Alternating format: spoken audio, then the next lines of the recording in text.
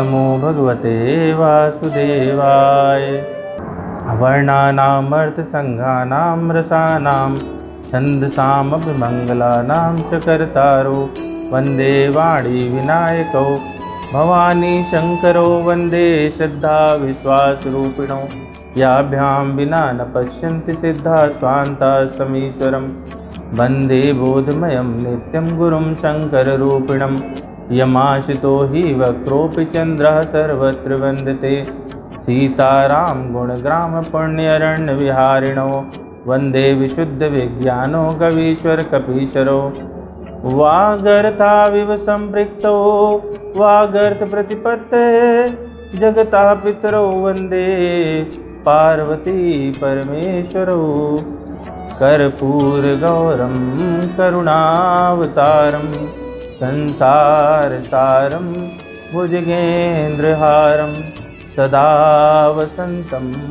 हृदयारविन्दे भवं भवानी सहितं नमामि नमामि शमीशान निर्वाणरूपं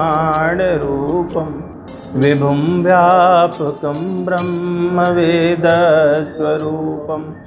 निजं निर्गुणं निर्विकल्पं निरीहं चिदाकाशमाकाशवासं भजेऽहं निराकार ओङ्कारमूलं तुरीयं गिराज्ञानगोतीतमिं गिरीशं करालं महाकालकालं कृपालं गुणागार संसारपारं नतोऽहं तुषाराद्रिसङ्काशपुरं गम्भीरं मनोभूतकोटिप्रभाश्रीशरीरं स्फुरन्मौलिकल्लोलिनी चारुगङ्गा लसद्भालबालेन्दुकण्ठे भुजङ्गा चलत्कुण्डलं भ्रूसुनेत्रं विशालं प्रसन्नाननं नीलकण्ठं दयालं मृगाधीशचर्माम्बरं मुण्डमालं प्रियं शङ्करं सर्वनाथं भजामि प्रचण्डं प्रकृष्टं प्रगल्भं परेशम् अखण्डम् अजं भानुकोटिप्रकाशं त्रयः शूलनिर्मूलनं शूलपाणिं भजेऽहं भवानी पतिं भावगम्यं कलातीतकल्याणकल्पान्तकारी सदा सज्जनानन्ददाता पुरारी चिदानंद संदोहमो आपहारी प्रसीद प्रसीद प्रभो मन्मथारी न यावत् उमानाथ पादारविन्दं भजन्ति ह लोके परे नराणां न तावत् सुखं शान्ति सन्तापनाशं प्रसीद प्रभो सर्वभूताधिवासं न जानामि जपं नैव पूजां न तोऽहं सदा सर्वदा बुतोभ्यं जराजन्म दुःखोऽज्ञतातमानं प्रभो पाहि आपन्नमामि शम्भो रुद्राष्टकमिदं प्रोक्तं विप्रेण हरतोषये ये पठन्ति नरा भक्त्या तेषां शम्भु प्रसीदति हर हर महादेव। प्रणवं पवन कुमार खलबन पावक ज्ञान घन जासु हृदय आगार बसई राम सर चापदर अतुलित बलधामं हेम शैलावदेयं धनुजवन कृशानुं ज्ञानिनामग्रगण्यं सकल गुण निधानं वानराणामधीशं रघुपति प्रिय भक्तं वात जातं नमामि गोष्पदीकृतवारीशं अस्कीकृतराक्षसं रामायण महामालारत्नं वन्दे नीलात्मजं अंजनानंदनं वीरं जानकी शोकनाशनं कपीशम् अक्षन्तारं वन्दे लङ्काभयङ्करम् उल्लङ्घ्य सिन्धोः सलिलं सलीलं या शोकवहिनं जनकात्मजाया आदाय तेनैव ददाह लङ्कां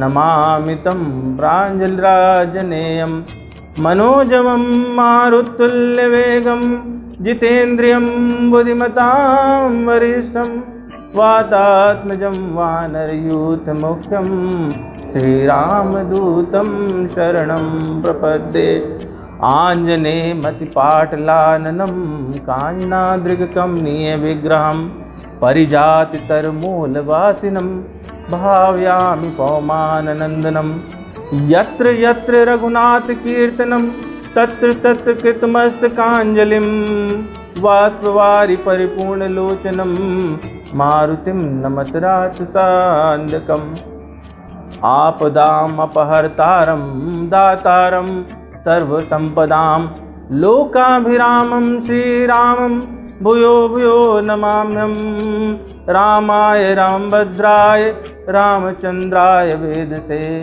रघुनाथाय नाथाय सीतायाः पतये नमः नीलाम्बुजश्यामलकोमलाङ्गं सीतासमारोपितवामभागं पाणौ महासायकचारुचापं नमामि रामं रघुवंशनाथं।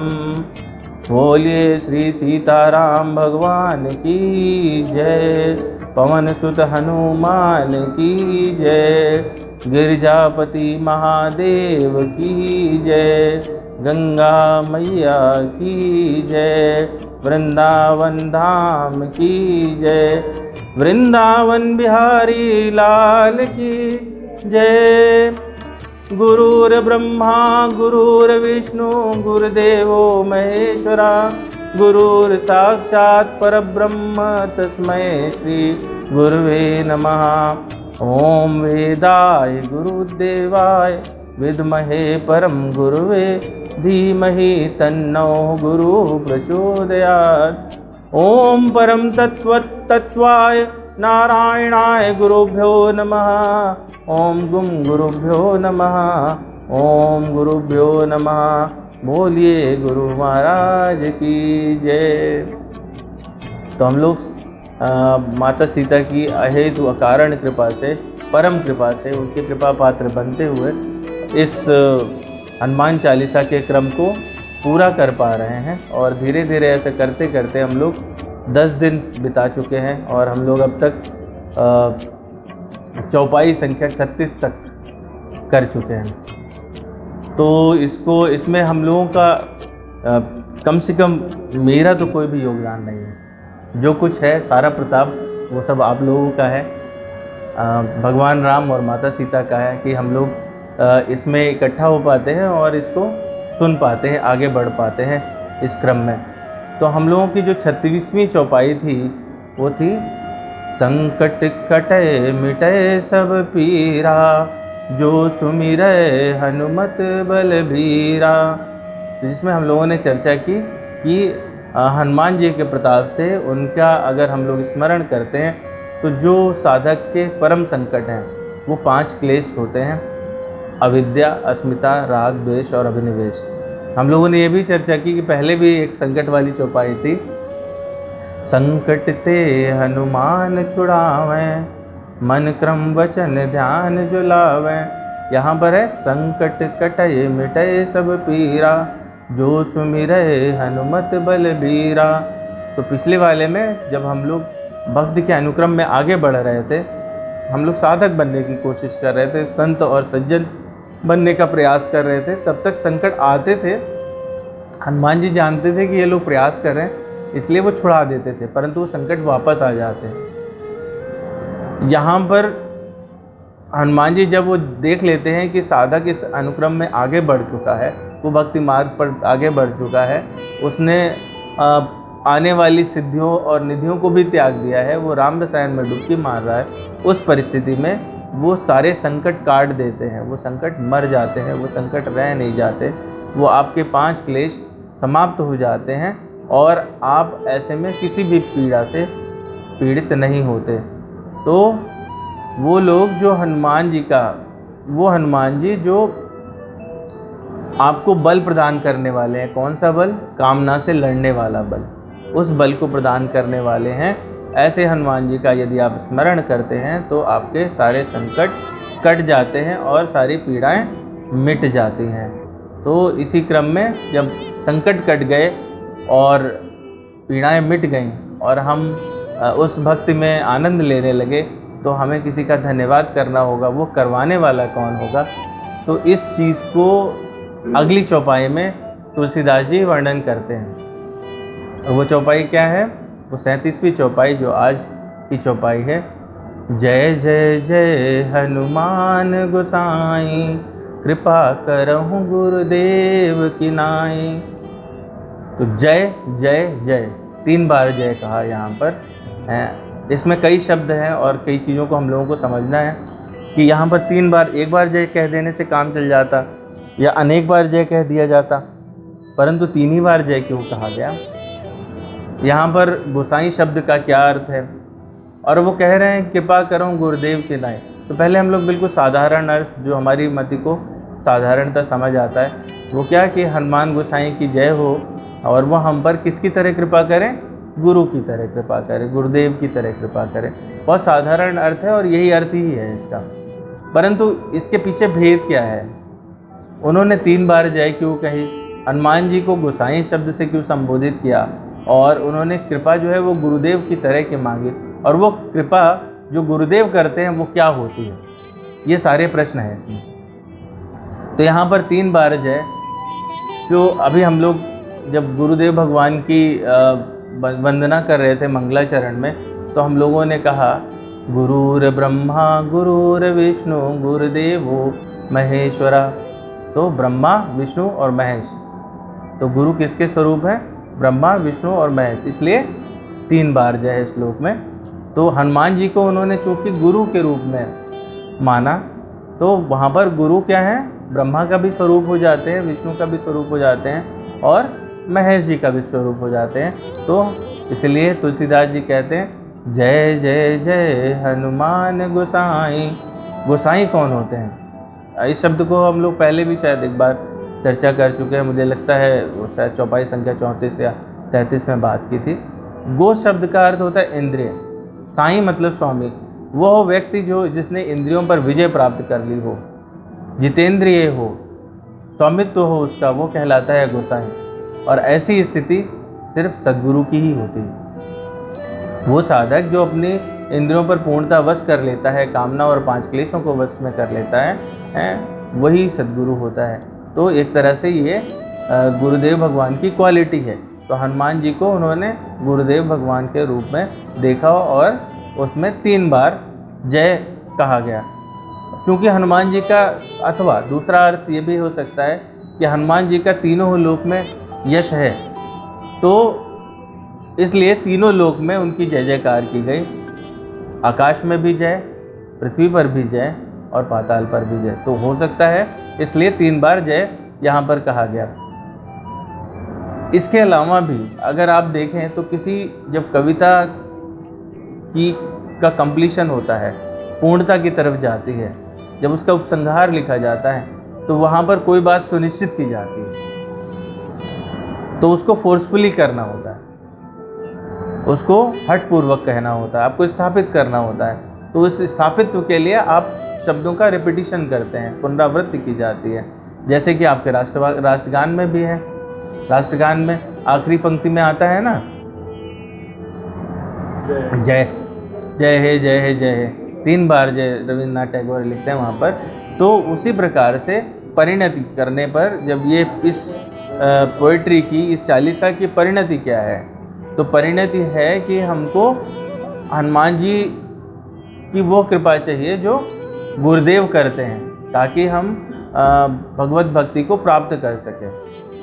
तो ये भी कारण है 3 बार जय करके उसको इस्टेब्लिश करने का फैक्टर। मुझे लगता है इससे बढ़कर कुछ है। मैं ऐसे ही पूरी हनुमान चालीसा एक बार देख रहा था, तो अभी ही जल्दी की बात है, तो मैंने पाया ये जय सिर्फ 3 नहीं है, ये जय 5 है।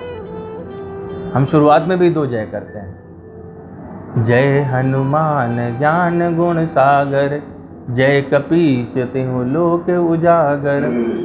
और फिर यहाँ पर 3 बार जय करते हैं, तो टोटल में हो गई 5 बार जय। तो वहाँ पर जय करने का कारण जो है वो साथ में स्पष्ट है। जय हनुमान ज्ञान गुण सागर। ज्ञान गुण सागर कौन है? गुरु ही ज्ञान गुण सागर है। तो वहाँ पर भी ये स्टैब्लिश किया है उन्होंने। फिर कहते हैं जय कपीश तिहुँ लोक उजागर। किसकी ख्याति तीनों लोक में फैली रह सकती है? वो तो या तो स्वयं श्रीहरि हो सकते हैं या उनका कोई स्वरूप हो सकता है। तो वहाँ पर भी एक तरह से देखें तो वो गुरुदेव भगवान को ही स्थापित करते हैं। तो यहाँ पर भी तो ये 5 बार जय हो गई, लेकिन वो सारे हनुमान जी के स्वरूप हैं। तो ये मेरा फीलिंग है, ये मेरा पर्सनल विचार है कि हनुमान जी के चूँकि 5 मुख हैं, 5 रूप हैं, तो शायद वो 5 मुखों की जय है। जय हनुमान ज्ञान गुण सागर। तो वहाँ पर जो है वो एक मुख की जय है जो ज्ञान प्रदान करने वाला है। तो हम लोगों को ये बात पता है कि 5 मुख में नरसिंह, गरुड़, अश्व, वानर और वाराह रूप हैं। नरसिंह रूप एक, गरुड़ जी का रूप दूसरा, है ग्रीव अवतार उसका रूप तीसरा, वानर का रूप जो कि भगवान राम के साथ में रहने वाला है वो, और वराह रूप है। तो इसमें जो पूर्वमुखी रूप है वो वानर का रूप है, और उसमें जो उसकी प्रभा है वो करोड़ों सूर्यों के समान तेज है। उसकी याद करने से ही शत्रुओं का नाश हो जाता है। तो वो प्रभावान इतना है, तो वो वहाँ पर जय हनुमान ज्ञान गुण सागर। फिर जय हनुमान ज्ञान गुण सागर, जय कपीश तिहुँ लोक उजागर। तो कपीश जो आप कह दिए तीनों लोक में जिनके स्वरूप से प्रकाश है, तो ये एक वो हो गया। दूसरा पश्चिम दिशा वाला जो है वो गरुण है। तो गरुण कौन है? भक्तिप्रद, संकट, विघ्न बाधा के निवारक माने जाते हैं। तो जो पहली लाइन थी जय हनुमान ज्ञान गुण सागर, वो ये है। और तीसरा है जो वाराह रूप है, वो उत्तर की तरफ रहता है, जिसे धन संपत्ति ऐश्वर्य दीर्घायु यश इत्यादि प्राप्त होते हैं। और चौथा मुख है दक्षिण मुखी जो नरसिंह भगवान का है, जिससे भय चिंता परेशानी आदि दूर होती है। तो जब आप 2 चीज़ें पहले हो चुके हैं, आप में भक्ति प्रकाशित हो चुकी है और संकट बाधा उनका निवारण हो गया है, तो ऐसे में धन संपत्ति ऐश्वर्य या आपकी सिद्धियां या निधियां वो आपके साथ ही चलने वाली हैं। तो यहाँ पर वो तीसरी जय है। चौथी जय, ऐसे में जब आप भगवान से अटैच हो जाते हैं तो आपको किसी प्रकार का भय नहीं रह सकता। जब आप परम सत्ता से अटैच्ड हैं, जब परम सत्ता के साथ हैं, वो आप पर कृपा करने वाले हैं, उनकी अनुग्रह आप पर है, तो आप किसी प्रकार से चिंता परेशान भय नहीं हो सकता आपको। आप भय मुक्त हो जाएंगे, जो कि दक्षिण मुखी स्वरूप भगवान नरसिंह का रूप है। और आकाश की तरफ हैग्रीव मुख है उनका, जो हैग्रीव मुख आपको मोक्ष प्रदान करने वाला है, या फिर सभी जन्म मरण के बंधनों से मुक्त करने वाला है। तो इस तरह से यहाँ पर 3 जय ये और 2 जय वो, ये मेरा मत है। इसके अलावा एक और बात लगती है मुझे, हम लोग शुरू से ही अगर देखें तो हम लोग क्लेश की बात कर रहे थे, जो कि 5 हैं, टोटल में जय भी 5 हैं। तो जो हमारे 5 क्लेश हैं वो है अविद्या, जय हनुमान ज्ञान गुण सागर। ज्ञान गुण सागर होंगे तभी अविद्या मिटा सकेंगे। जय कपीश तिहुँ लोक उजागर। दूसरा क्लेश है अस्मिता, अहंकार का भाव। तो जो हमारे सामने परम तेजवान होगा उसी के सामने अहंकार मिट सकेगा, तो अस्मिता का भाव मिटाने वाले हैं। और 3 जय यहाँ पर राग द्वेष और अभिनिवेश, ब्रह्मा विष्णु महेश महाकाल का रूप है। तो जब आप महाकाल के सामने हैं तो उस समय मृत्यु का भय हो सकता है, अभिनिवेश है, मृत्यु का भय संभव ही नहीं है। तो इस तरह से वो पांचों क्लेश को मिटाने वाले हनुमान जी, उनकी 5 बार जय है, ये मेरा मत है। तो इसमें 2 जो है वो मेरे अपने रियलाइजेशन है, आप उनको ग्रहण करना चाहें ग्रहण करें, और आपको ठीक ना लगे तो छोड़ दें, है ना। तो इसमें पहला जो था वो था जय जय जय हनुमान गोसाई, कृपा करहु गुरुदेव की नाई। तो पहले वाले में हो गया, गोसाई से हम समझ गए कि जो जितेंद्रिय हैं वो कौन हो सकते हैं, सदगुरु भगवान हो सकते हैं। अब वो कृपा भी मांग रहे हैं, कैसी, गुरुदेव की तरह। तो ये गुरु क्या भला है, हम लोग शुरुआत से ही करते हैं। हनुमान चालीसा जो प्रारंभ की थी वहाँ पर भी हमने गुरु के संबंध में बातचीत की थी। पहला दोहा है वही यही है ना, श्री गुरु चरण सरोज रज, निज मन मुकुर सुधारि, वर्णौ रघुवर विमल यशु, जोदायक फलचारि। तो वहाँ पर शुरुआत कहाँ से हो रही, श्री गुरु चरण। और लास्ट में एंड में भी अगर देखें तो हमने उस समय भी बात की थी कि जब हम कोई पोएट्री स्टार्ट करते हैं तो उस समय ही हम बता देते हैं कि इसमें हम क्या बात करने वाले हैं, हमको क्या प्राप्त होने वाला है, इसका उपसंहार क्या होगा, फाइनल डेस्टिनेशन क्या है। और जब हम डेस्टिनेशन पे पहुंच रहे हैं तो हम फिर वही बात कर रहे हैं। तो यहाँ पर वापस हम गुरु की बात कर रहे हैं। तो ये गुरु हैं क्या, गुरु क्या होते हैं। तो इसके लिए हमने ढूंढा और हमको जो है एक बहुत ही प्रमाणिक ग्रंथ में पूरा गुरु का वर्णन मिला। स्कंद पुराण में माँ पार्वती और भगवान शिव का संवाद है, और वहाँ पर माँ पार्वती भगवान शिव से गुरु के संबंध में पूछती हैं।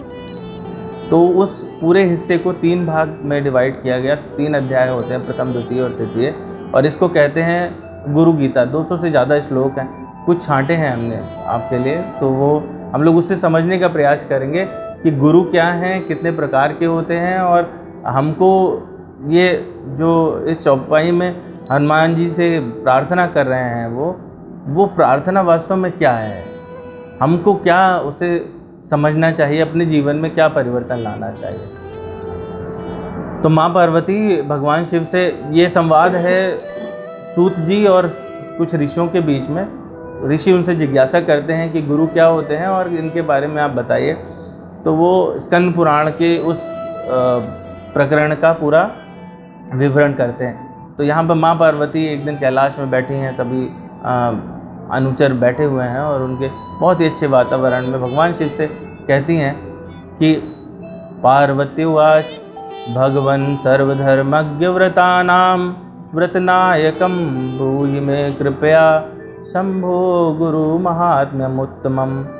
हे भगवान शिव, हे सर्वधर्मों के ज्ञाता, हे शंभु, जो व्रत सभी व्रतों में श्रेष्ठ है, व्रतानाम व्रत नायकम, जो सभी व्रतों का नायक है, ब्रूहि में कृपया, मुझसे कहें, शंभो, हे शिव, गुरु महात्म्यम उत्तमम, उस उत्तम गुरु महात्म्य को कृपा करके मुझसे कहें। तो वो ये कह रही हैं कि गुरुदेव भगवान का व्रत करना या उनके आज्ञा का पालन करना सभी व्रतों में सर्वश्रेष्ठ माना जाता है, और इसको आप कृपा करके मुझे बताएं।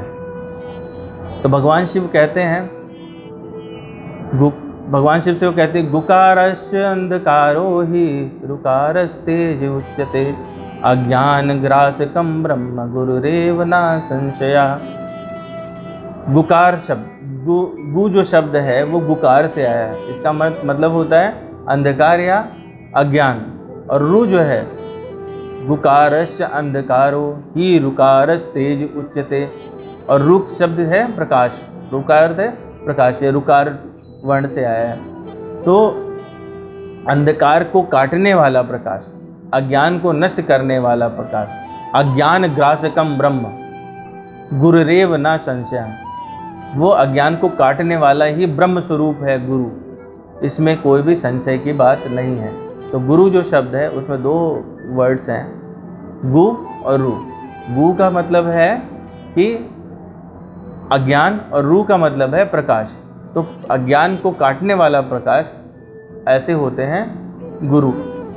एक और अर्थ लगाते हैं, कुछ शास्त्रों में वर्णित है, वो है गु का मतलब होता है भगवत गुण वाले, रू का मतलब होता है भगवान के स्वरूप वाले, रूप वाले। रू से रूप, गु से गुण। तो गुणातीत भगवान और स्वरूप में भगवान, इनका जो रूप है मिला जुला, यानी वो व्यक्ति जिसमें भगवान का रूप भी है और भगवान के गुण भी हैं, वो कहलाता है गुरु, गुरु। ठीक है।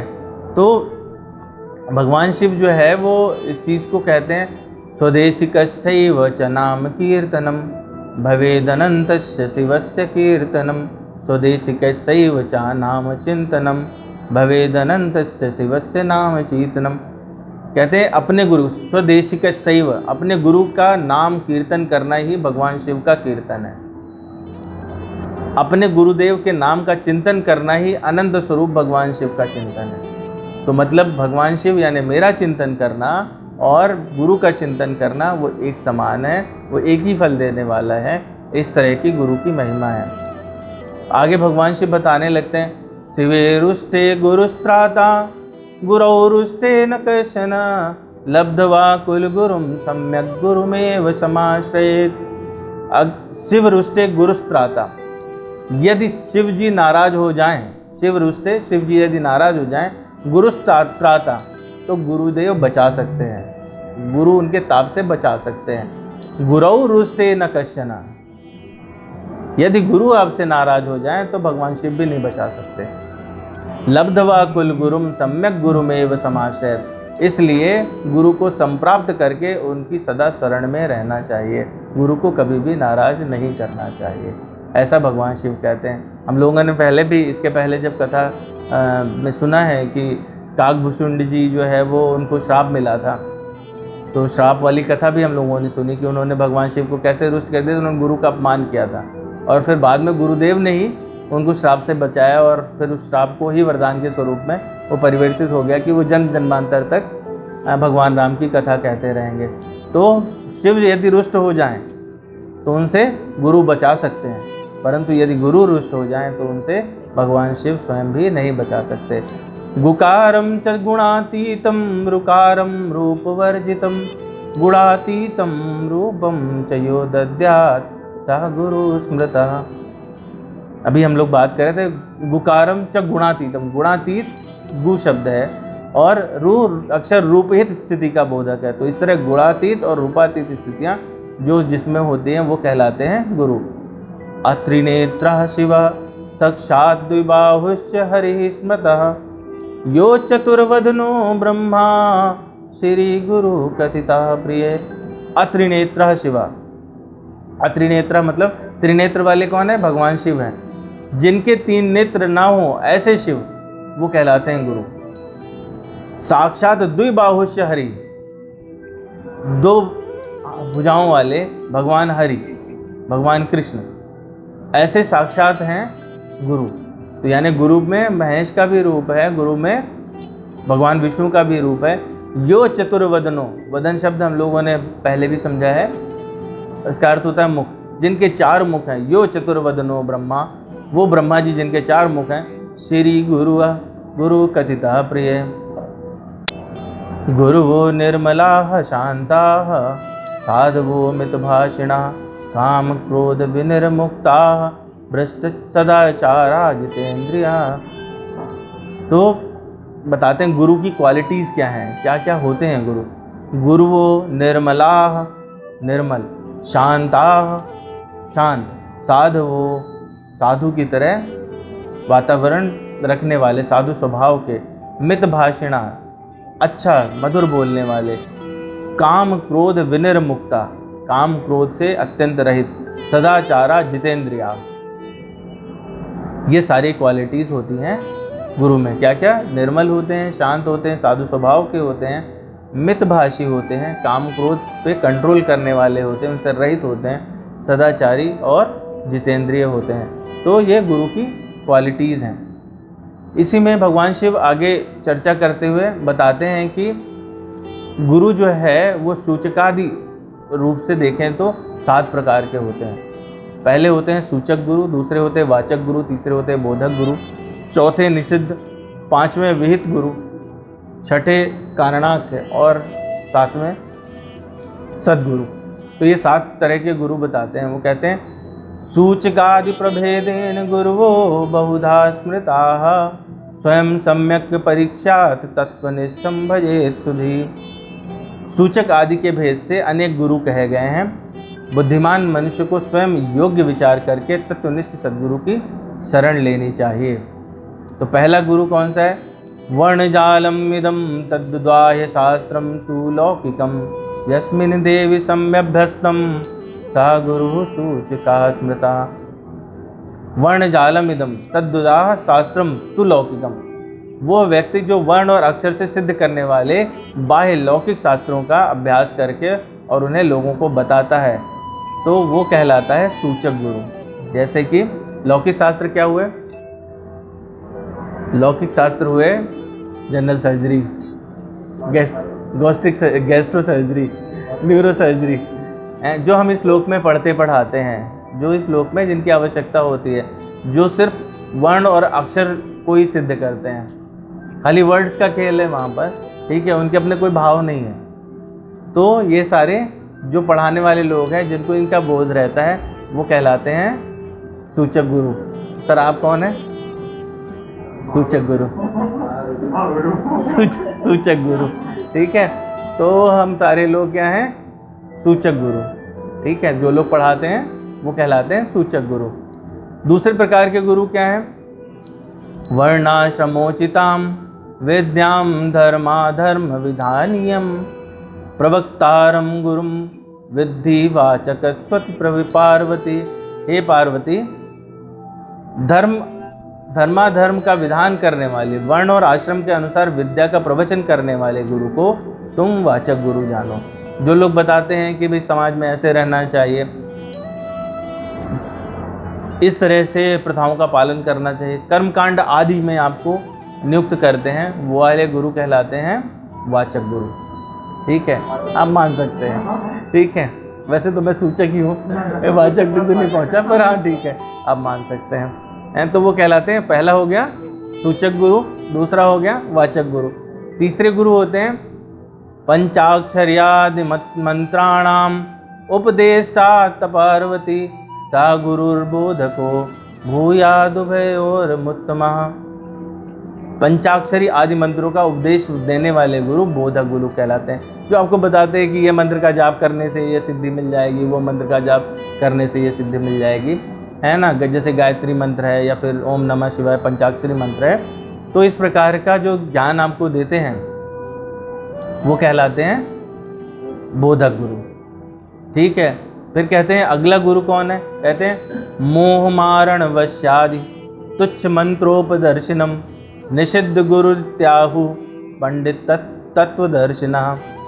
मोह मारण वश्यादि, मोहन मारण वशीकरण, तुच्छ मंत्रोपदर्शिनम, आदि तुच्छ मंत्रों को बताने वाले गुरु को निषिद्ध गुरु त्याहु, ऐसे गुरु को निषिद्ध, पंडित तत्वदर्शिना, निषिद्ध टाइप का तत्वदर्शी पंडित कहते हैं। तो ऐसे गुरु को हमें त्याग कर देना चाहिए, उनका निषेध है, उनका अनुपालन नहीं करना चाहिए। ये सबसे निम्न कोटि के गुरु होते हैं। तमस्यादिवाक्यानाम उपदेष्टा तु पार्वती कारणाख्यो गुरु प्रोक्तो भवरोग निवारका। हे पार्वती, तमसी आदि महावाक्यों का उपदेश देने वाले तथा संसार रूपी रोगों का निवारण करने वाले जो गुरु हैं वो कारणाख्य गुरु कहलाते हैं, जो आपको भक्ति मार्ग में थोड़ा और आगे बढ़ा देते हैं, तो वो कहलाते हैं कारणाख्य गुरु।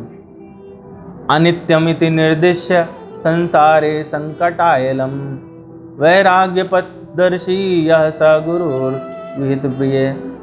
हे प्रिय, हे पार्वती, संसार अनित्य और दुखों का घर है। अनित्यम इति निर्दिश्य संसारे संकटायलम, ऐसा समझकर जो गुरु वैराग्य का मार्ग बताते हैं वे कहलाते हैं विहित गुरु। तो लोग कहते हैं संसार में कुछ नहीं है, इसमें दुख के अलावा कुछ और नहीं है, आप ये छोड़ करके वैराग्य ले लीजिए, संसार से अलग हो जाइए। इस प्रकार का जो लोग मार्ग बताते हैं वो कहलाते हैं विहित गुरु, विहित गुरु। फिर इसके बाद में आते हैं सर्व संदेह संदोह निर्मूलनम विचक्षणा जन्म मृत्यु भयघ्नो यह सा गुरु परमो मता। सर्व प्रकार के संदेहों को जड़ से नाश करने में सर्व संदेह संदोह निर्मूलनम, ऐसे लोग जो इन सब का समूल नाश कर देते हैं, जड़ से उखाड़ देते हैं, विचक्षणा, और वो चतुर हैं। जन्म मृत्यु भयघ्नो, जो जन्म मृत्यु और भय का विनाश कर देते हैं, ऐसे गुरु परम गुरु कहलाते हैं, यानी वो सद्गुरु कहलाते हैं। ये सर्वोच्च टाइप के गुरु होते हैं। तो हमको उन गुरु से मिलना चाहिए, उनकी शरण लेनी चाहिए जो हमारे किसी प्रकार का, चाहे वो लौकिक संदेह है, चाहे वो आध्यात्मिक संदेह है, या फिर हमको किसी प्रकार का भय है, जन्म मृत्यु आदि का जो भय है, इसको दूर करने वाले गुरु हैं, वो कहलाते हैं सद्गुरु। बहु जन्म कृतात् पुण्य लभेतौ सौ महागुरु, लब्ध्वा मुम ना पुनर्याति शिष्यः संसार बंधनम। अनेक जन्मों के किए हुए पुण्यों से ऐसे महागुरु प्राप्त होते हैं। आपको कई जन्म में प्रयास करने पड़ते हैं जब आप भक्ति मार्ग पर आगे बढ़ते हैं, और ऐसे गुरु को प्राप्त करने की इच्छा रखते हैं, भगवान से आप प्रार्थना करते हैं, तो आपको ऐसे गुरु प्राप्त होते हैं, और उनको प्राप्त करके शिष्य पुनः संसार बंधन में नहीं बंधता। एक बार ये सद्गुरु मिलते हैं तो वो आपको भवसागर से पार करा देते हैं। लब्ध्वा मुम न पुनर्याति शिष्या संसार बंधनम। एवं बहुविधा लोके गुरुवा सन्ति पार्वती, तेषु सर्वप्रत्नेन सेव्यो ही परमो गुरु। एवं बहुविधा लोके, इस प्रकार से इस संसार में अनेक प्रकार के गुरु होते हैं। गुरुवा सन्ति पार्वती, हे पार्वती अनेक प्रकार के गुरु होते हैं। तेषु सर्वप्रत्नेन सेव्यो ही परमो गुरु, जिसमें से सिर्फ एक परम गुरु के ही सेवन का आपको हर तरह से प्रयास करना चाहिए, बाकी सारे गुरुओं को छोड़ देना चाहिए। अर्थात सूचक गुरु, बोधक गुरु, भी गुरु, कारणाख्य गुरु, या फिर निषिद्ध गुरु तो निषिद्ध ही हैं, इन सभी को हमको त्याग देना चाहिए। इन सभी का हमको अनुकरण नहीं करना चाहिए। हमको सिर्फ और सिर्फ अगर किसी गुरु की शरण लेनी चाहिए तो वो कौन से हैं? सद्गुरु की शरण लेनी चाहिए। तो कठोपनिषद में भी कहते हैं श्रोत्रियम ब्रह्मनिष्ठम।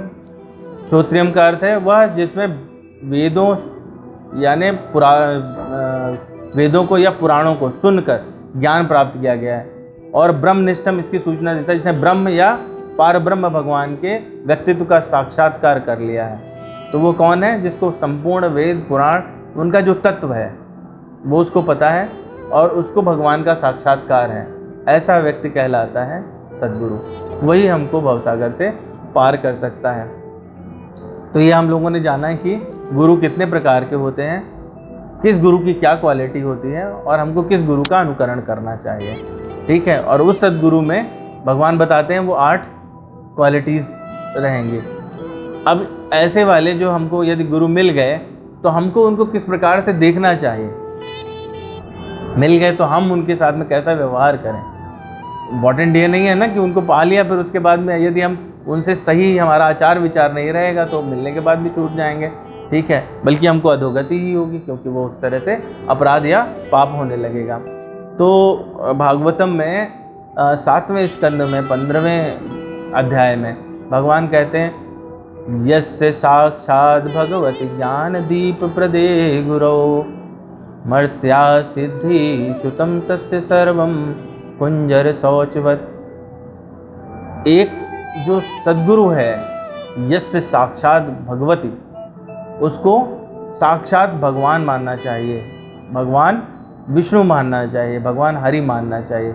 यदि आपके मन में सद्गुरु और भगवान के रूप में भेद नहीं होना चाहिए, दोनों को एक रूप ही मानना चाहिए, क्योंकि वो भगवान से प्राप्त जो ज्ञान है, आपको इस संसार से निकलने का ज्ञान है, वो भगवान से प्राप्त करके आपको पहुंचा रहा है। तो वो मीडियम वायर में, किसी भी वायर में उतना ही करंट होता है जितना कि उसके सोर्स में रहता है। तो हमको उसके क्वालिटी में कोई भी डिफरेंस नहीं समझना चाहिए। सिंपल सी बात यही है। तो यही कह रहे हैं कि कोई भी सद्गुरु है तो उसको आपको मेरा ही स्वरूप मानना चाहिए। क्यों? क्योंकि ज्ञान दीप प्रदे गुरु, वो सारा जो ज्ञान मुझसे निकल के जा रहा है वो आपको प्रदान कर रहा है। मृत्या असद् ही। ऐसे गुरु को यदि कोई साधारण मनुष्य मानता है तो उसकी स्थिति कैसी होगी। तस्य सर्वम कुंजर शौचवत। ऐसा व्यक्ति वो ठीक उसी तरह से है जैसे कि उसने वेद पुराण पढ़ लिया हो और वो जैसे कि हाथी को पानी मिल जाता है और वो अपने ऊपर छिड़क लेता है, परंतु उसकी प्रवृत्ति रहती है उसके तुरंत बाद जा कर के वो मिट्टी में लौटने लगता है। तो वेद पुराण का ज्ञान प्राप्त करने के पश्चात भी यदि आप गुरु को भगवत स्वरूप नहीं समझते तो आपकी परिस्थिति वही उसी हाथी की तरह है कि लाख वेद पुराण पढ़ने के बाद आप मिट्टी में लौट रहे हैं। तो इसका अर्थ ये हुआ कि हमको सद्गुरु को, अपने गुरु को साक्षात भगवान मानना चाहिए। ठीक है, फिर आगे भगवान यही कहते हैं कि आचार्यम मां विजानी अन्नावमन्येत कहर्चित नामर्त्य बुद्ध्या सूयेत सर्वदेव मयो गुरु। किसी भी आचार को मेरे रूप में जानना चाहिए और उसका किसी भी तरह से अनादर नहीं करना चाहिए। उसको साधारण मनुष्य समझकर उससे कभी ईर्ष्या नहीं करनी चाहिए, क्योंकि वो सभी देवताओं का प्रतिनिधि है। सभी देवताओं के प्रतिनिधि कौन है? भगवान हरि स्वयं है। तो उस तरह से यहाँ पर दोबारा वो कहते हैं कि उसको मेरे ही रूप में जानना चाहिए, वो मेरा ही स्वरूप है। इस तरह से वो सारे ही देवताओं का प्रतिनिधित्व कर रहा है। यदि आप किसी भी तरह से उसको साधारण मनुष्य समझते हैं तो पहला अपराध आप वहीं करते हैं। दूसरा अपराध, जब आप उसकी अवज्ञा करते हैं तो आप जिस देवता का भी वो प्रतिनिधित्व करता है, यानी सभी देवताओं को, तो आप किसी की भी उपासना कर रहे हो, आप उसकी अवज्ञा कर रहे हैं, तो आपका वहीं पर फल खंडित हो जाता है। तो ऐसे में आपको उस गुरु को भगवान के स्वरूप को मानते हुए ही उसकी पूजा अर्चना करनी चाहिए, उसका आपको आदर सत्कार करना चाहिए। अब आप कह सकते हैं कि हम कोई भी व्यक्ति है उसको गुरु माना और आप कह रहे हैं कि पूजा अर्चना करनी चाहिए। ठीक है, तो यदि वो खराब हुआ तो हम लोग तो आज रोज़ ही देखते हैं और ऐसे प्रश्न हमारे मन में उठने भी चाहिए, और हम लोग कलयुग के लोग हैं तो हमारे मन में ज़्यादा ऐसे प्रश्न उठने चाहिए, है ना। तो मेरे पास में इसका कोई बहुत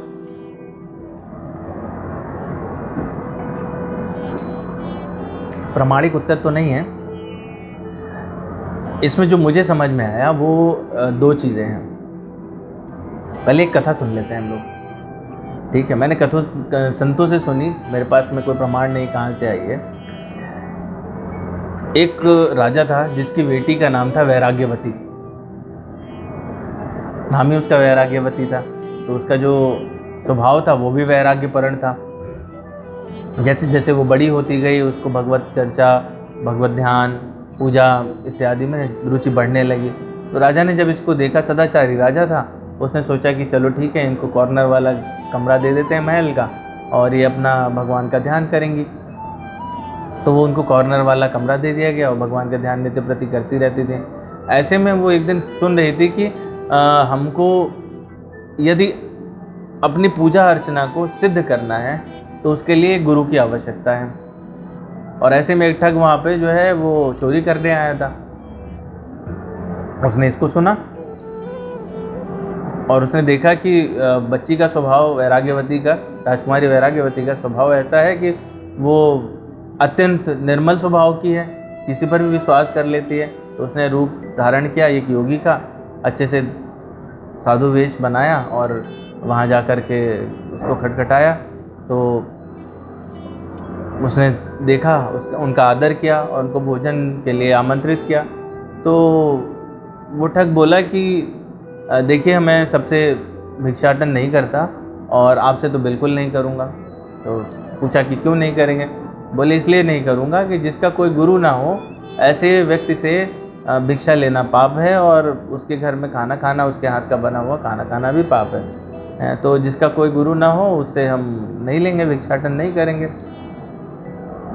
तो उसने विचार किया कि अभी तो हम कथा सुन रहे थे और हमको एक गुरु चाहिए भी था, और ये एक योग्य योगी आ गए हैं। उसको नहीं पता था कि ये छद्म वेश में है, तो ये एक योग्य योगी आ गए हैं, इन्हीं से क्यों ना दीक्षा ले ली जाए। तो उन्होंने फिर वैराग्यवती ने कहा कि आप ही क्यों नहीं हमको दीक्षा दे देते, तत्पश्चात हम भोजन बना देंगे, आप उसको ग्रहण कर सकेंगे। तो बोले देवी देखो यहाँ पे महल के बीच में, इस ऐश्वर्य के बीच में दीक्षा नहीं दी जाती है ना, यदि आपको दीक्षा चाहिए तो आपको एक निर्जन स्थान पर चलना पड़ेगा, तो आप हमारे साथ सारा सामान लेकर के और वन में चलिए। तो बोले क्या सामान लेना होगा? बोले सारा जितना भी ऐश्वर्य वाला सामान है वो सब लिए चलिए, क्योंकि आपको उसको वन में त्याग देना होगा, उसकी आवश्यकता पड़ती है उस विधि में। तो उसने सारा सामान लिया, गहने जेवर इत्यादि इत्यादि वो ले करके, और उनके पीछे पीछे वन में चली गई। जब वन में पहुंची तो उन्होंने एक वट वृक्ष देखा और बोले कि तुम यहाँ खड़ी हो जाओ, इसके किनारे सारा सामान यहाँ नीचे रख दो, और उसको वट वृक्ष में बांध दिया एक रस्सी लेकर के। तो बोली कि ये गुरुजी क्या है? बोली ये प्रक्रिया है, और तुमको जो है वो हम आके छुड़ाएंगे तभी यहाँ से हिलना है, वरना यहाँ से हिलना नहीं है। तो उसने कहा ठीक है। वो अपना सारा सामान लिया, गठरी बांधी और चंपत हो गए। और वैराग्यवती बंधे बंधे प्रतीक्षा करते हुए एक दिन बीत गया। वो भगवान को याद करती रही, ठीक है, गुरुदेव को याद करती रही कि हमारे गुरु आएंगे और हमको छुड़ाएंगे। एक दिन बीता, 2 दिन बीता, तीसरा दिन हुआ तो भगवान का सिंहासन हिलने लगा कि ऐसा कोई भक्त है जो गुरु को याद कर रहा है या हमको याद कर रहा है। तो उन्होंने नारद जी को बोला कि आप जाओ पता लगाओ भाई क्या बात है।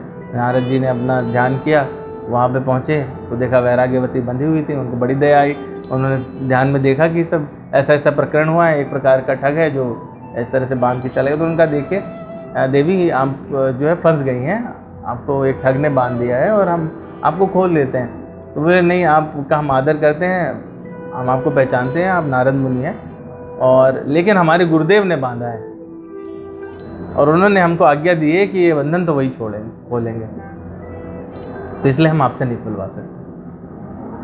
अब नारद जी बेचारे उसको समझाते रहे, प्रयास किया, परंतु नहीं, सफल नहीं हुए।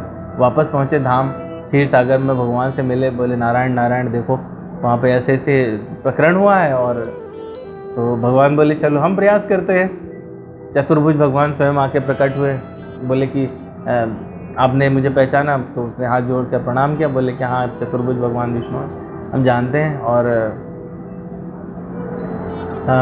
बोले कि हमने सब देखा है, वो आपके गुरु ठग हैं, चोर थे, उन्होंने ऐसे ऐसे छद्मवेश धारण किया था। बोले नहीं, वो तो हमारे गुरु हैं, उन्होंने हमको कहा कि वही बंधन मुक्त करेंगे, इस संसार से वही बंधन मुक्त करेंगे और इससे भी वही बंधन मुक्त करेंगे, तो आप हमारा बंधन ना खोलिए, आप ऐसे ही बंधा रहने दीजिए। तो बोले कि ऐसे क्या फ़ायदा हुआ देवी, देखो 3 दिन बीत गए हैं।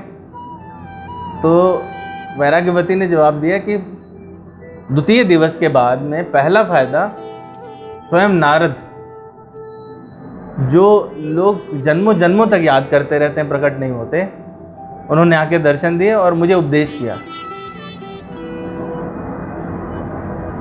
उस सद्गुरु से के बंधन को मैं कैसे खुलवा दूं? और उसके बाद में फिर और फायदे की बात, आप तीसरे दिवस बाद आप देखो कि स्वयं आप आके प्रकट हो गए हैं। इससे ज़्यादा किसी गुरु की योग्यता क्या होगी? तो भगवान भी चक्कर में पड़ गए, वो सोचने लगे। फिर उन्होंने नारद जी को दौड़ाया, फिर अपने जो उनके पार्षद हैं उनको भी दौड़ाया, बोले कि जाओ उस ठग को देखो। तो नारद जी ने ध्यान लगाया, उन्होंने कहा कि कहीं ना कहीं चिल्ला मार रहे होंगे भाई किसी कोने में बैठ के। तो सही में वो भवन के पीछे अपना आराम से मस्त थे। तो वहाँ पे जाकर के सारे उनके पार्षद प्रकट हो गए, चारों तरफ से घेर लिया।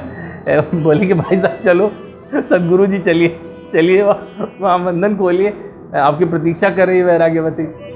तो वो भी बेचारे हक्के बक्के रह गए, बोले कि अरे ये तो हम कैसे पकड़ लिए। तो उनको पूरा प्रकरण सुनाया गया।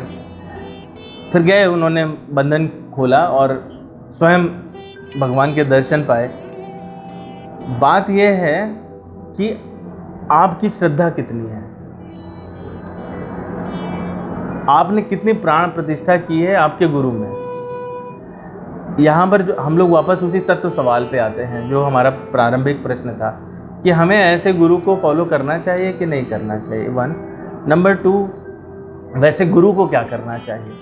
तो गुरु के लिए अपने को भगवान समझना निषिद्ध है, लेकिन एक शिष्य को उसको भगवान के स्वरूप में समझना चाहिए। तो दोनों के लिए अलग अलग कर्म है, अलग अलग धर्म है।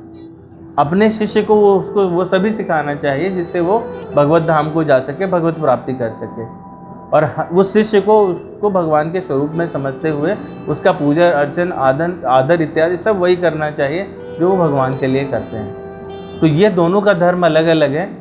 आप किसी में भी, इसका एक और एग्जाम्पल है, हम सभी जानते हैं एकलव्य की कथा। द्रोणाचार्य की मूर्ति मात्र स्थापित करके वो अर्जुन से बड़ा धनुर्धर था। सिर्फ ये श्रद्धा का कारण है, इसमें कुछ और दूसरी चीज नहीं है। तो ऐसे गुरु अगर मिल जाएं जो वाकई में सद्गुरु हो, तो आप सोचिए क्या नहीं हो सकता। तो भगवान शिव कहते हैं कि कृपा ऐसी क्यों मांगी गोस्वामी जी ने, कृपा करो गुरुदेव के नाई। गुरुदेव ऐसा क्या करने वाले हैं? भगवान शिव बोलते हैं, करुणा खड्ग पातेन छित्त्वा पाशाष्टकं शिशोः सम्यगानंद जनकः सद्गुरु सो अभिधीयते। एवं श्रुत्वा महादेवी गुरु निंदा करोति यः ये स याति नरकान घोरान यावच्चंद्र दिवाकरो।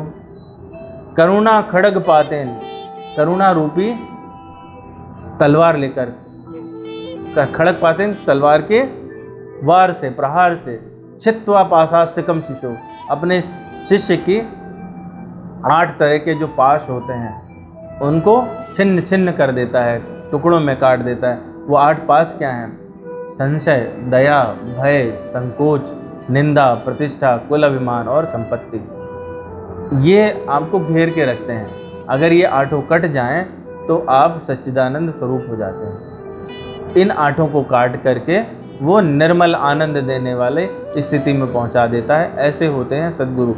लेकिन एवं श्रुत्वा महादेवी, हे देवी, हे पार्वती, ऐसी चीज सुन करके भी गुरु निंदा करोतिया, वह जो गुरु की निंदा करे, स याति नरकान घोरान, वो घोर नरक में चला जाता है। यावत चंद्र दिवाकरो, तब तक रहता है जब तक सूर्य और चंद्र का अस्तित्व रहता है। इसीलिए गोस्वामी जी लिखते हैं, जय जय जय हनुमान गोसाई कृपा करऊं गुरुदेव की नाई। तो गुरुदेव कैसी कृपा कर रहे हैं? वो 8 पाश काट देते हैं। और कैसी कृपा? वो कह सकते थे, कृपा करऊं गोविंद की नाई, कृपा करऊं माता पिता की नाई, कृपा करऊं राम की नाई। लेकिन ऐसा नहीं कहा है उन्होंने। ऐसा क्यों नहीं कहा? जीव पर जो कृपा है, सही सही में देखा जाए तो वो 2 ही लोग कर सकते हैं, या भगवान कर सकते हैं या भगवान का रूप कर सकता है। लेकिन जब कृपा करने की बात आती है तो सद्गुरु भगवान से ऊपर चले जाते हैं, क्योंकि गोविंद की कृपा में कभी कभी कठोरता भी होती है। जैसे उन्होंने राक्षसों का संहार करके, भगवान राम ने राक्षसों का संहार किया, तो संहार करने में वो कृपा थी, परंतु कैसे? कठोरता के साथ में। पूरी सेना को मारना पड़ा, रावण को मारना पड़ा।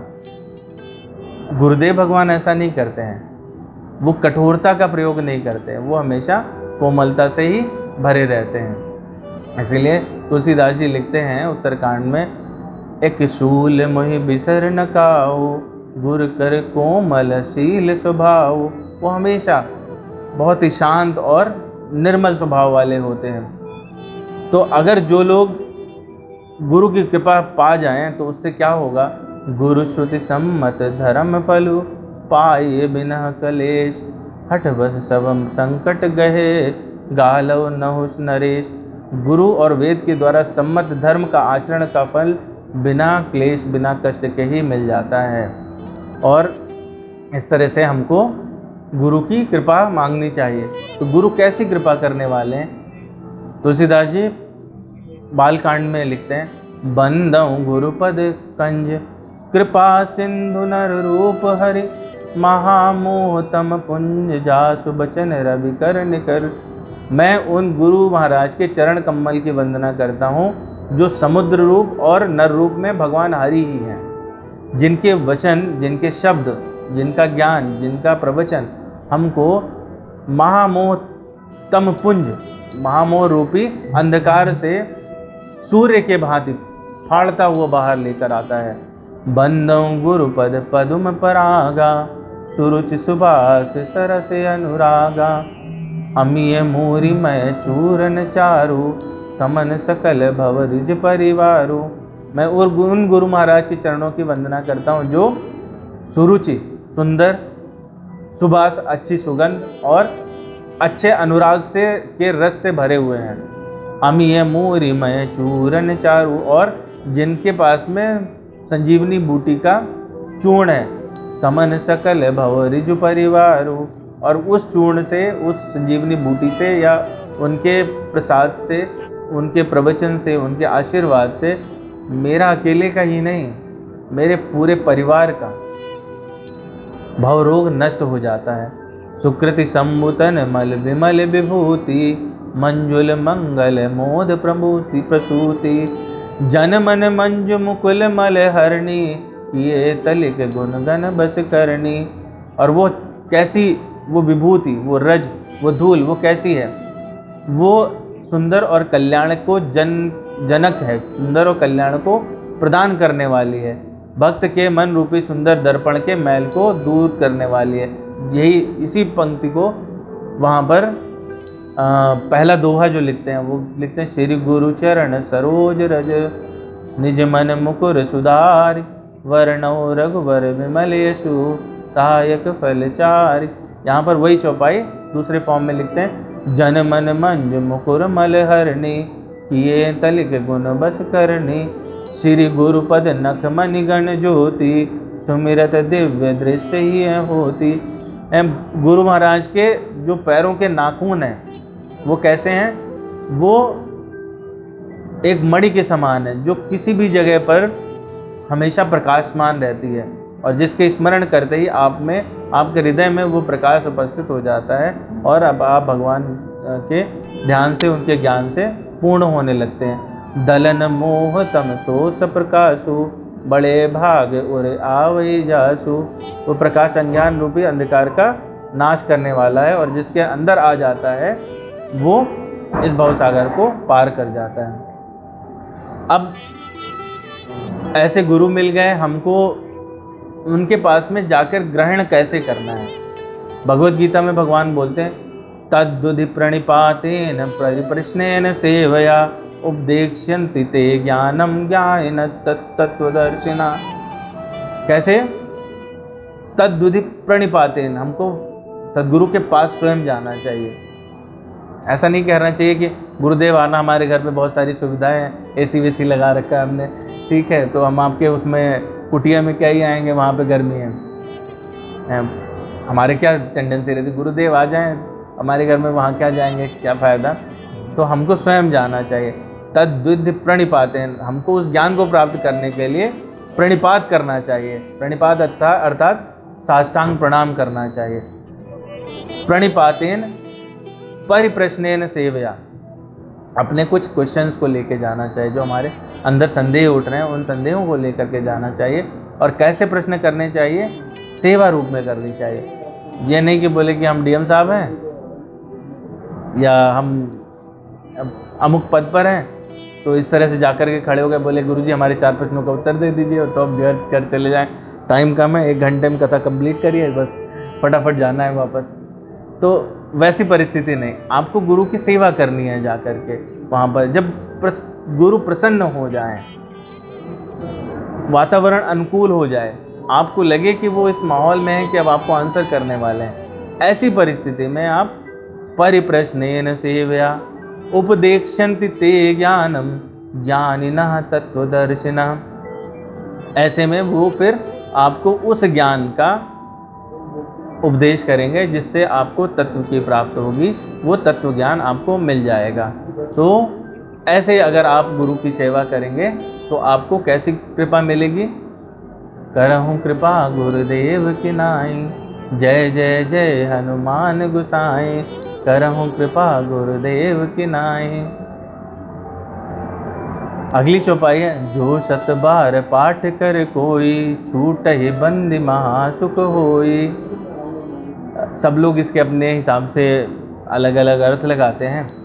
कुछ लोगों का है जो 7 बार पाठ कर कोई, जो 100 बार पाठ करे उसको सारे बंधनों से वो मुक्त हो जाता है, महासुख की प्राप्ति हो जाती है। शास्त्रों में सत जो शब्द है उसको 108 से मानते हैं, तो 108 बार यदि आप पाठ करते हैं, 108 दिन तक क्रमशः पाठ करते हैं, तो आप बंधन मुक्त हो जाते हो और आपको महासुख की प्राप्ति हो जाती है। इसमें जो इम्पोर्टेंट है, स्ट्रेस देने योग्य है, जो शब्द हैं वो है पाठ। ये नहीं कहा गया है कि आप पढ़ो उसको खाली। दूसरा जो शब्द है जहां पर स्ट्रेस है, कोई, जो 100 बार पाठ कर कोई, इसमें कुछ क्लॉज नहीं लगाया गया है, पुरुष स्त्री ब्राह्मण क्षत्रिय वैश्य शूद्र, किसी प्रकार का कोई क्लॉज नहीं है। कोई अवस्था की बात नहीं की गई है कि आपको इस अवस्था में नहा के पढ़ना है, बिना नहाए पढ़ना है, ठीक है, आप पॉटी में नहीं पढ़ सकते या पॉटी के बाहर नहीं पढ़ सकते, एट्सेट्रा एट्सेट्रा, ठीक है, स्त्री धर्म के दौरान नहीं पढ़ सकते।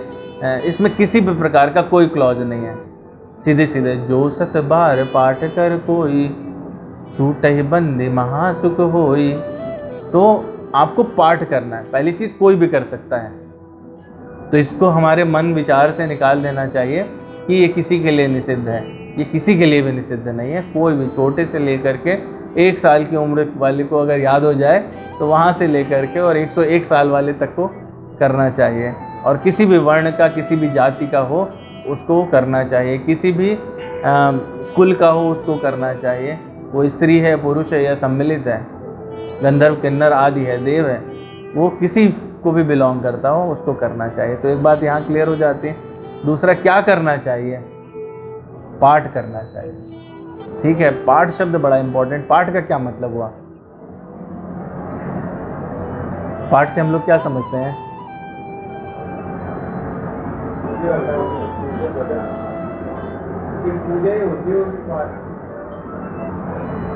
हम लोग साधारणतः अपने भाषा में बोलते हैं ना, आज हमने उसको जीवन भर का पाठ पढ़ा दिया। तो पूजा होती तो ऐसा इस्तेमाल नहीं करते, बोलते हैं ना हम लोग कि आज हमको मिला था, हमने उसको जीवन भर का पाठ पढ़ा दिया। तो ये तो इंग्लिश अनुवाद हो गया ना, लेसन है, I have taught him a lesson, है ना। तो वो पाठ शब्द का मतलब क्या है, जो आपके हृदय को भेद जाए, वो विधि जो आपके हृदय को भेद जाए वो है पाठ। वो जो आप कभी ना भूलें वो है पाठ। तो इतने रस के साथ पढ़ें कि वो आपके हृदय में जाके बैठ जाए, ये है पाठ। तो हमको क्या करना है, पहले भी हम लोग इस पर बात कर चुके हैं। लोग ये कहते हैं हम तो इतने साल हो गए करते जा रहे हैं फिर भी कुछ हुआ नहीं। देखिए, हो तो हमेशा ही रहा है, क्योंकि शब्दों का भी अपना प्रभाव है। शब्द ब्रह्म होते हैं। यदि आप कोई भी शब्द कहते हैं और आप उस पर ध्यान रखें तो वो प्रभावित होता है, हमेशा प्रभावित होता है। और ये तो हनुमान चालीसा है, तो इसको तो प्रभावित होना ही होना है, कोई रोक ही नहीं सकता। आगे की चौपाई भी आएगी, वो है सिद्ध साखी गौरीसा। लेकिन जब आप इसको पाठ करने लगते हैं, आत्मसात कर लेते हैं, आप इस तरह से पढ़ते हैं, आपके हृदय में बैठ जाती है, तो फिर आपको उसका फल मिलता है। उसका फल क्या है, छूटे बंदी महासुख होई।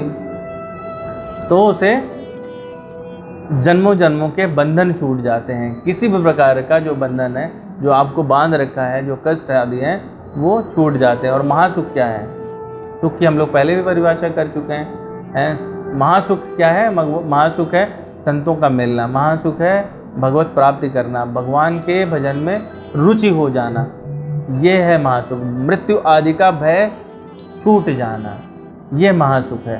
तो जो 100 बार पाठ कर कोई, छूटे बंदी महासुख होई। अब यहाँ पर जो है एक छोटी सी बात और है। वो छोटी सी बात क्या है, ये चौपाई ठीक तब आई जब जय जय जय हनुमान गोसाई, कृपा करहु गुरुदेव की नाई। जो 100 बार पाठ कर कोई, छूटे बंदी महासुख होई। तो यदि आप किसी संकट में हैं, तो यदि आप गुरुदेव भगवान का भी 100 बार स्मरण कर लेते हैं, तो भी आपको वही प्राप्ति हो जाती है। तो संभावना यह भी है कि इसके ठीक पहले वाली चौपाई, उसको ही यदि आप स्मरण में ले आएँ, नित्य प्रति स्मरण करें, उसको आत्मसात कर लें, तो भी आपको छूटे बंदी महासुख होई। जो सत बार पाठ कर कोई, छूटे बंदी महासुख होई। ठीक है, तो अब अगली वाली चौपाई हम लोग नेक्स्ट हाँ शुरू करते हैं ना। श्री गुरु चरण सरोज रज, निज मन मुकुर सुधारी। माता जी आप गाइए, लीजिए।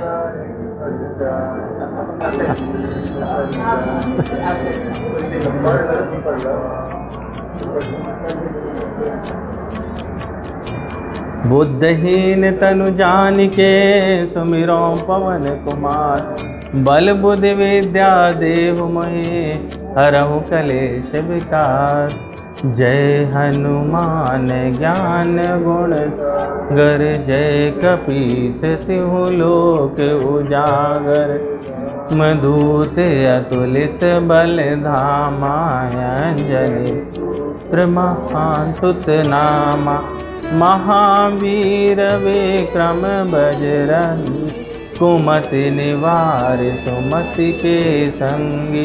कंचन बरण विराज सुबेश, कानन कुंडल कुंचित केशा। हाथ वज्र ध्वजा विराज, कांधे मूंज जनेऊ साज। शंकर स्वयं केसरी नंदन, तेज प्रताप महाजगवंदन।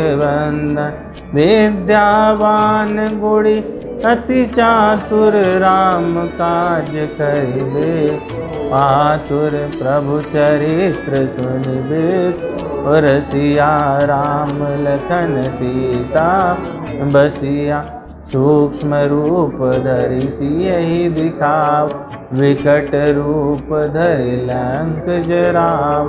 भीम रूप धरि असुर संहार, रामचंद्र के काज सवार। लाय सजीवन लखन जियाय, श्री रघुबीर हरषि उर। रघुपति कीन्ही बहुत बड़ाई, तुम मम भरतहि सम भाई।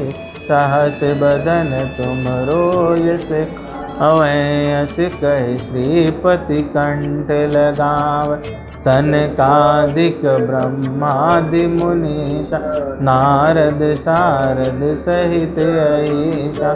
यम कुबेर दिगपाल, आते कवि कोविद कहि सके काते। तुम उपकार सुग्रीवहि कीना, हम मिलाय राजपद दीना। तुमरो मंत्र विभीषण माना, लंकेश्वर भय। युग सहस्त्र जो जन पर भानु, लील्योताहि मधुर फल नु। प्रभु मुद्रिका मेल मुख माहि, जलधि लांघ गए अचरज नाहि। दुर्गम काज जगत के जेते, सुगम अनुग्रह तुमरे तेते। राम दुआरे तुम रखवारे, होत न आज्ञा बिनु पैसारे। सब सुख लाहि तुम्हारी शरणा, तुम रक्षक काहू को डरना। आपन तेज समारो आपति, नौ लोक हांकते काप। भूत पिशाच निकट नहीं आवे, माँ वीर जब नाम सुनावे। नासै रोग हरै सब पीरा, जपत निरंतर मत बीरा। संकट ते हनुमान छुड़ावे, मन क्रम वचन ध्यान जो। सब पर राम तपस्वी राजा, तिनके काज सकल साजा। और मनोरथ जो कोई, अवै सोय अमित जीवन फल पावे। चारों युग पर ताप तुम्हारा, है प्रसिद्ध जगत उजियारा। साधु संत के तुम रखवारे, असुर निकंदन राम अरे अष्ट सिद्धि नवनिधि के दाता, असबर दीन जानकी मां। राम रसायन तुमरे पासा, सदा रहो रघुपति के दासा। तुमरे भजन राम पावै, जन्म जन्म के दुख विसरा। अंत काल रघुबरपुर जाय, जहाँ जन्म हरि भक्त काई। और देवता चित्त न धरई, हनुमत से सर्व सुख करई। संकट कटई मिट सब पीरा, जो सुमिरै हनुमत बल। जय जय जय हनुमान गोसाई, कृपा करौ गुरु एव की नाई। जो सत बार पाठ कर, होई छूटै बंद महासुख होय। जो या पढ़े हनुमान चालीसा, होय सिद्ध साखी गो। सा तुलसीदास सदा हरिचेर, की जय नाथ हृदय मह डेरा। पवन तनय संकट हरण, मंगल मूर्ति रूप। राम लखन सीता सहित, हृदय बसो सुरभूप। सियावर रामचंद्र की जय, पवन सुत हनुमान की जय। गिरिजापति महादेव की जय। बोलिए जय श्री राधे श्याम।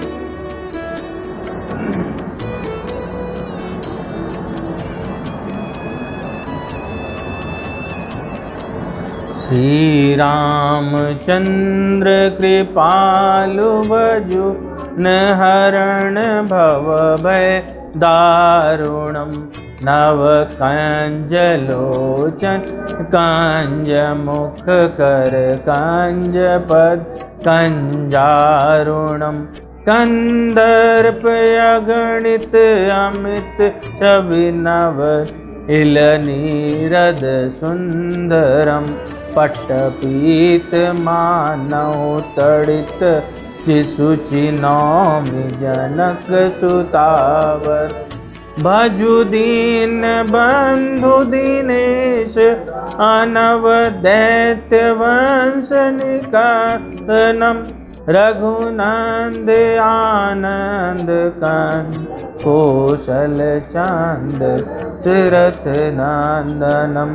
सिर मुकुट कुंडल तिलक चार, उदारु अंग विभूषणम। आजान भुज सरित अपधर, संग्राम जित कर दूत। इति वदति तुलसीदास, शंकर शेष मुनि निरंजनम। मम हृदय कंजनि, आशु कुरु कामादि खल दल गंजनम। मनु जाहि राचो मिलै, सोबरु सहज सुंदर सा।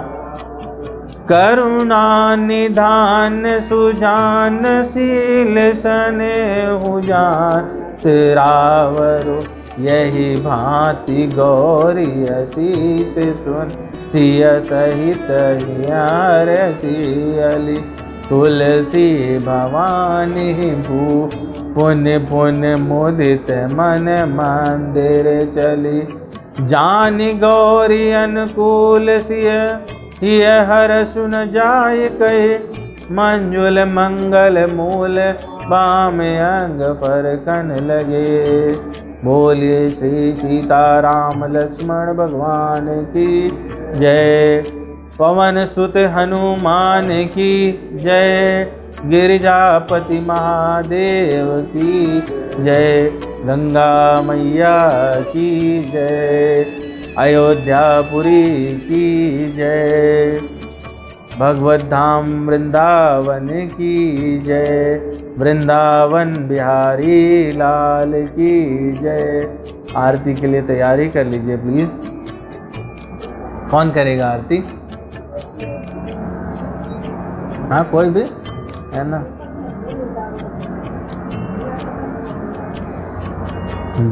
श्री राम जय जय राम, श्री राम जय जय राम, श्री राम जय जय राम, श्री राम जय जय राम, श्री राम जय जय राम, श्री राम जय जय राम, श्री राम जय राम,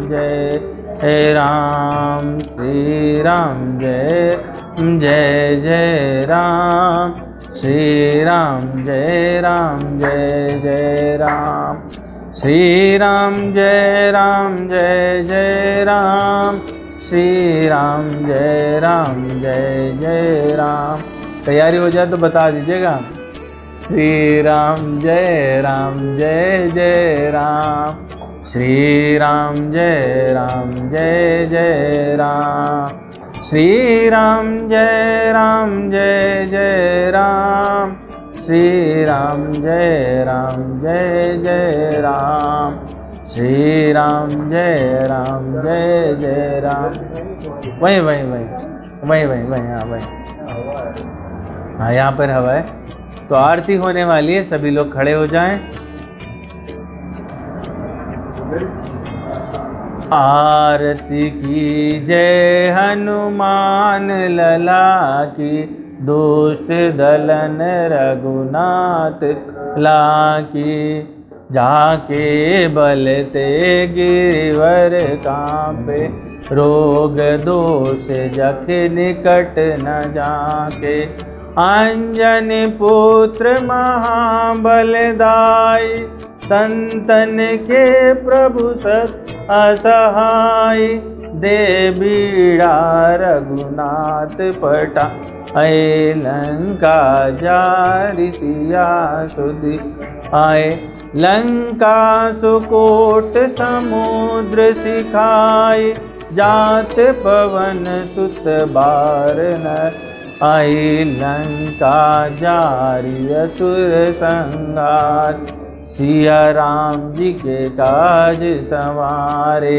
लक्ष्मण मूर्छित पड़े सकार, आनि सजीवन प्राण उबारे, बैठी पताल तोरी यमकारे, आई रावण की भुजा उखाड़े, बाएं भुजाय असुर दल मारे, दाहिने भुजा संत जन तारे, सुर नर मुनि आरती उतारे, जय जय हनुमान उचारे, कंचन थार कपूर लोचा, आरती करत अंजना मां, जो हनुमान जी की आरती गावे, बसी बैकुंठ परम पद अवै, आरती की जय हनुमान लला की, दुष्ट